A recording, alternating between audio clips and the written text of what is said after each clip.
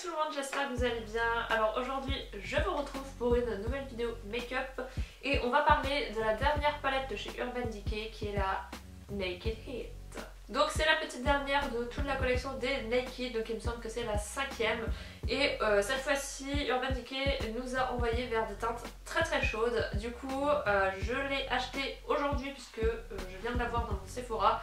Et je vous ai réalisé également un petit look avec, donc c'est ce que je porte actuellement, voilà, pour vous montrer un petit peu en direct ce que je pense en fait de cette palette et le genre de make-up qu'on peut faire avec. Du coup je vais vous la présenter tout de suite et après je vous laisserai avec le tuto.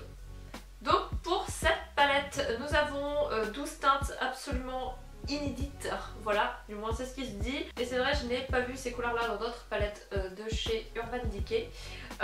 Du coup le packaging, voilà à quoi il ressemble, c'est génial parce que j'ai la vitre qui reflète dessus. Donc le packaging c'est un packaging en plastique et il est super beau, franchement je vous ai fait un petit close-up et je le trouve vraiment magnifique. Voilà, après évidemment le packaging ça ne fait pas tout, mais on va dire quand même qu'avoir un bel emballage c'est toujours plus plaisant. Voilà, donc toujours est-il que l'emballage est vraiment top. Et voici comment se présente la palette à l'intérieur. Donc on a fait à la technique hein, pour cacher le miroir. Du coup on a 12 fards inédits qui sont dans des déclinaisons de orange et de prune. Donc je trouve ça vraiment super joli. Vous avez 1, 2, 3, 4, 5, 6, 7 fards totalement mat. Vous en avez 1, 2, 3, 4 fards qui sont un peu métalliques et vous avez un fard satiné donc qui est le plus clair, qui est le Once là, Once. Voilà pour ce qui est de cette palette. Du coup moi personnellement je la trouve super belle et je trouve que c'est vraiment des teintes qui vont à toutes les couleurs d'yeux. Voilà, qui vont pour tous les yeux. Le orange ça va superbement bien et l'orange et le prune ça va très bien à des yeux verts comme moi. Je trouve que c'est vraiment une palette qui fera vraiment ressortir mes yeux. L'orange, je trouve que ça va également très bien aux yeux bleus et sur les yeux marrons il y a quasiment tout qui va, on va dire. Donc c'est vraiment une palette qui s'adresse je pense à tout le monde. Après on aime ou on n'aime pas les teintes chaudes, mais moi personnellement je la trouve vraiment super jolie. Donc cette palette est actuellement disponible du coup dans les magasins Sephora. Il me semble qu'elle était sur le site en pré-vente, enfin pas pré-vente mais en avant-première entre guillemets il y a quelques semaines déjà. Ça y est, elle est enfin arrivée. Du coup je vais vous faire un petit swatch de toutes les couleurs, comme ça vous allez voir vraiment ce que ça donne, parce que c'est vrai que quand on regarde sur Instagram et tout on a l'impression que tout est super bien pigmenté, donc on va voir si c'est le cas réellement avec cette palette. Et ensuite je vous laisse avec le petit tuto pour faire ce look. Voilà. Alors pour ce qui est de la pigmentation de cette palette, je vous ai fait justement des swatchs de toutes les couleurs sur mon bras. Et honnêtement c'est une palette qui a des fards très pigmentés. C'est le cas souvent chez Urban Decay quand même, les fards sont pas mal pigmentés. Et alors ceux que je trouve les plus dingues c'est les fards métalliques qui ont une pigmentation je trouve de malade. La texture est super bien je trouve et les fards sont juste magnifiques quoi. Donc les fards métalliques vraiment gros coup de cœur, en plus les couleurs sont superbes. Et les fards mat je les trouve tous plus beaux les uns que les autres. Peut-être un petit peu plus dur à travailler, disons qu'ils sont ultra pigmentés mais par exemple ils n'ont pas cet effet un peu crémeux par exemple des Kat Von D ou des Anastasia. Donc voilà, après moi perso ça me dérange pas, j'ai l'habitude de maquiller donc je peux travailler plus ou moins n'importe quel fard.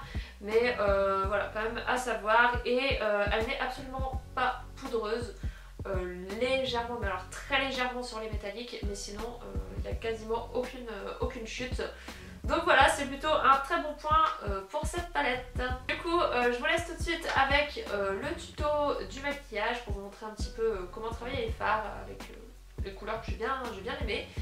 Donc faut savoir que j'ai fait ce tuto avant de les swatcher, ce qui n'était peut-être pas la meilleure des idées étant donné que je viens de voir une couleur juste trop belle et que finalement j'aurais peut-être aimé utiliser. Mais c'est pas grave, j'en ai quand même utilisé des très jolies, donc j'espère que ça va vous plaire. Et moi je vous fais des gros bisous et je vous dis à la prochaine. Donc j'ai fait mon teint et j'ai posé ma base de fard à paupières déjà au préalable. Du coup ce que je vais faire c'est que je vais unifier ma paupière avec un fard neutre beige. Sauf que dans cette palette, celui-ci je le trouve un petit peu trop satiné. Voilà, je préfère mettre quelque chose de mat. Du coup je vais prendre un fard basique tout bête. Donc je vais prendre celui-ci je pense, qui est une espèce de crème de la palette Shade and Light de chez Kat Von D.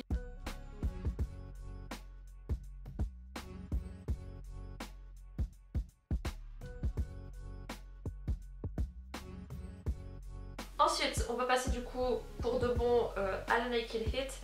Donc en creux de paupière, je pense que je vais mettre la teinte Soast. Voilà.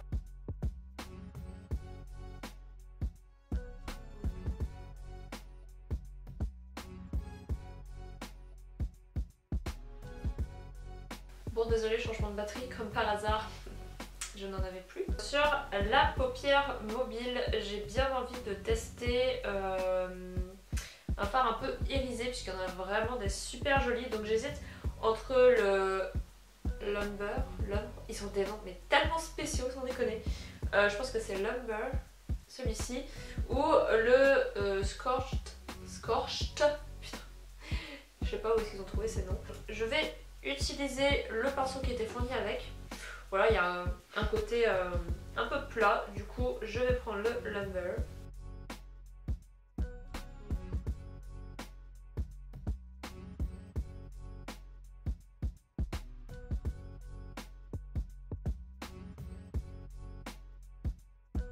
Donc voilà pour cette couleur, je trouve qu'il tire plus sur le pêche une fois appliqué que sur,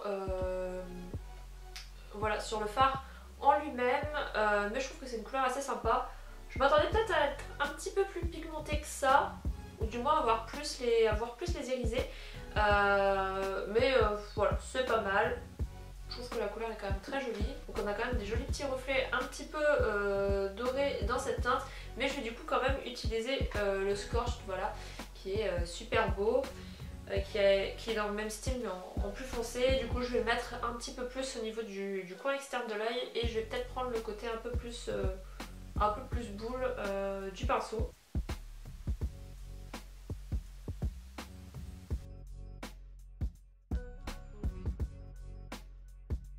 Voilà, donc le Scorched est vraiment une très jolie couleur, je trouve. Par contre là ça va pas du tout, va falloir estomper. Du coup je prends mon pinceau estompeur, c'est toujours le même, c'est celui de chez MAC. Il me semble que c'est le 217 mais j'ai plus la référence dessus. Et j'estompe, voilà, les bords, et c'est quand même vachement mieux. Voilà pour ça, je pense que je vais utiliser encore une couleur un petit peu plus foncée. Je vais prendre El Fuego, qui est un espèce de bordeaux violet assez foncé, je le trouve très joli. Franchement je trouve que cette palette est super belle. Du coup je vais le prendre avec, ça c'est mon pinceau Kat Von D, le double embout. Je vais le prendre avec le bout le plus fin. Voilà, toujours hyper pigmenté et pas spécialement poudreux. Et je vais juste faire le coin externe.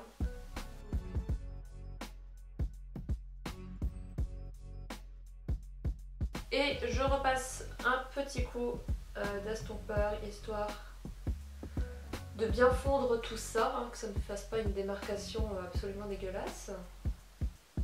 Une fois que ça c'est fait, je vais passer du coup à mon ras de cils. Je vais reprendre le Scorched. Voilà, celui-ci, donc le métallique.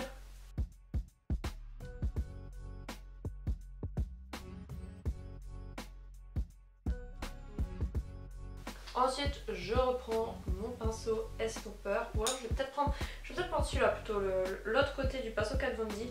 Donc oui, mes pinceaux ne sont pas très propres. Je vous avoue que j'ai eu une flemme incommensurable pour le nettoyer avant, mais c'est pas grave. L'important c'est qu'il n'y ait pas tellement de matière dessus. Du coup, je vais reprendre mon fard Soast ou celui-ci.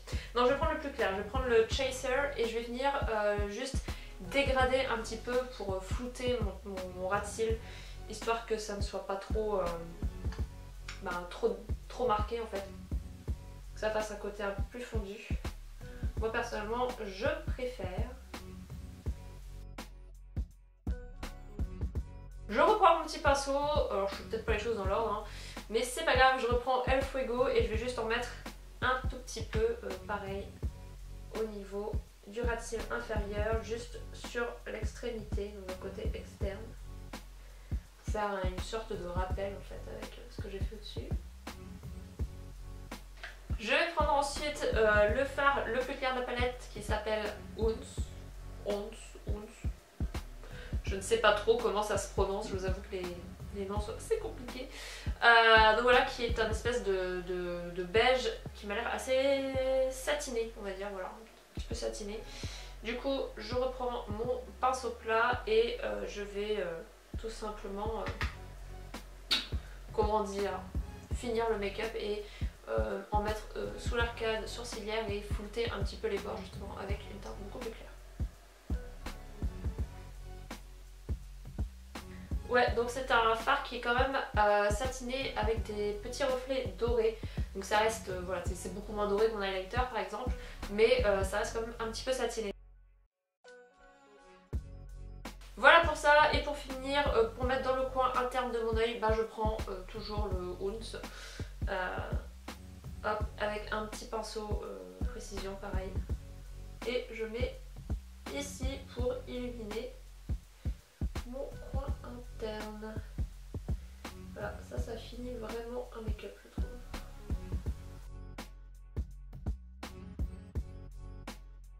En muqueuse, j'ai du coup mis un crayon de chez Kiko qui est un Long Lasting Stick. Donc c'est un espèce de fard à paupières en fait en stick. Et c'est la teinte 36, donc celui-ci c'est un espèce de rose orangé, donc un petit peu pêche avec des irisés dorés à l'intérieur. Voilà, je me suis dit que ça changerait un petit peu du noir. Et sur les lèvres, j'ai mis un rouge à lèvres liquide mat de chez Kat Von D qui est le Double Dare, voilà, que j'adore, que je trouve vraiment super joli. Et voilà le look.